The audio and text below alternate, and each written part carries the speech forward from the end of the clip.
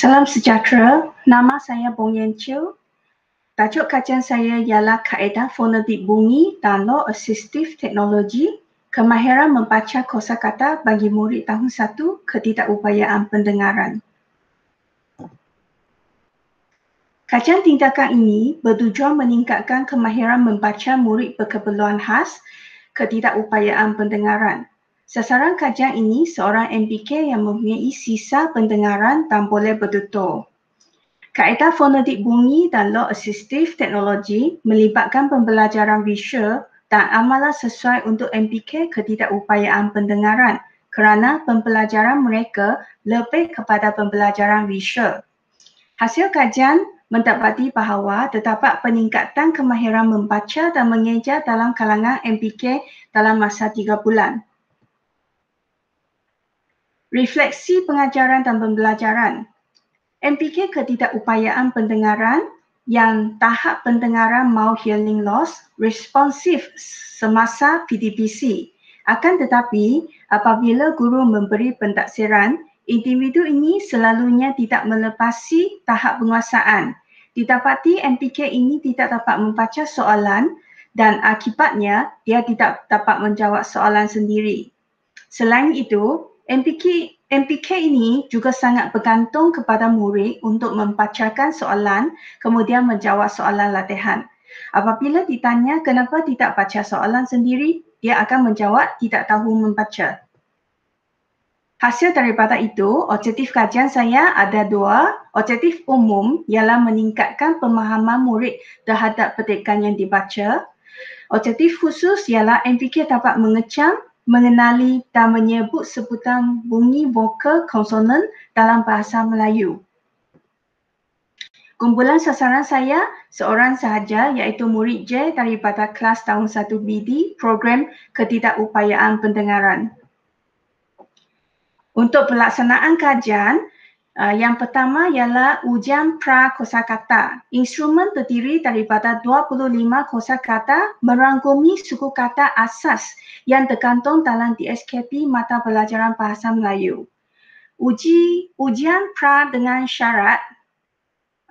isyarat pada dia didapati MPK itu mendapat jumlah skor 16 daripada 25, manakala ujian pra tanpa isyarat pula ialah 3 daripada 25.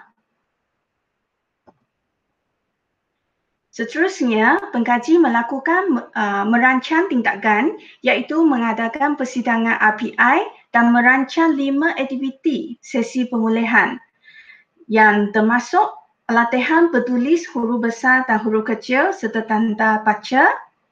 Seterusnya, aktiviti pergerakan bibir, kedudukan lidah, pengenalan vokal dan konsonan yang bergambar visual. Aktiviti membaca petikan, aktiviti mengeja perkataan, aktiviti menyalin ayat. Tindakan pengkaji 5 minit sebelum mula PTPC dan memberi penekanan secara selang-seli semasa PTPC dan juga slot pentaksiran selepas PTPC. Pengkaji juga menyediakan sistem ganjaran kepada MPK tersebut. Okay, seterusnya ujian POS. Untuk ujian POS telah menunjukkan bahawa MPK tersebut telah mendapat skor 22 daripada 25 tanpa bahasa isyarat. Pemerhatian dan refleksi selepas 3 bulan. Yang pertama ialah kemahiran membaca. Murid minat membaca dan menunjukkan inisiatif membaca petikan ringkas dalam buku teks dan buku aktiviti dengan baik. Seterusnya ialah kemahiran mengeja. Murid mampu mengeja perkataan dan menulis ayat ringkas tanpa bantuan guru.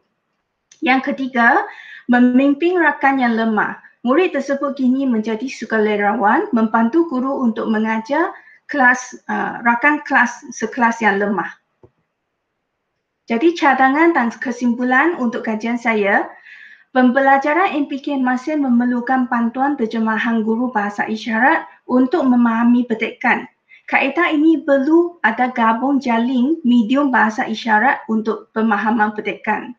Kesimpulannya, Gabungan kaedah fonetik bunyi dan law assistive teknologi melibatkan pembelajaran visual amat bermanfaat, khususnya MPK yang gaya pembelajaran visual. Kaedah ini juga berkesan bagi murid yang tidak ada sisa pendengaran walaupun mereka tidak bertutur.